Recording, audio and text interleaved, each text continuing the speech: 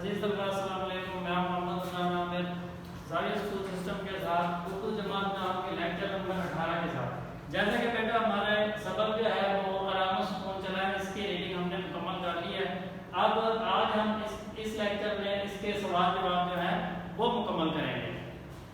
تو یہ سوال نمبر 1 دیکھیں، روزانہ آرام و سکون نہ کیا جائے تو کیا نتیجہ نکلتا ہے؟ جواب ہے روزانہ آرام و سکون نہ کیا جائے تو انسان بیمار پڑ سکتا ہے اور اس طرح اسے بہت زیادہ وقت نکالنا پڑے گا۔ جب ظاہر ہے کہ بیمار ہوگا تو اسے زیادہ وقت نکالنا پڑے گا اور وہ وقت اس کا یقینی طور پہ پھر ایک طرح سے ضائع بھی ہوگا۔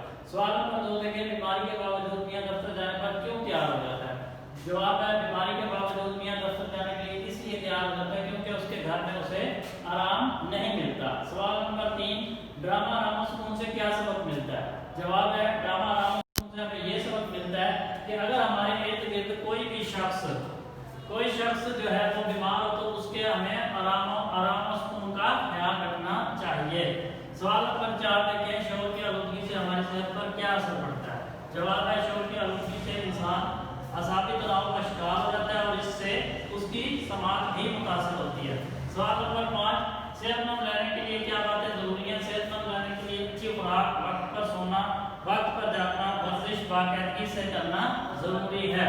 سوال نمبر 6 ہے، ہمسائے کی کون سی حرکت سے میاں کے آرام میں خلل پڑ رہا تھا؟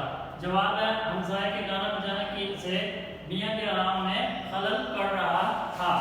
تو بیٹا یہ لیکچر نمبر 18 ہمارا یہیں تک کی ہے، اسے آپ نے اچھے طریقے سے یاد کرنا ہے۔ باقی اگر کوئی مسئلہ تو آپ اسکول کے دیے گئے نمبر سے رابطہ کر کے اپنے مسئلے کا حل پوچھ سکتے ہیں۔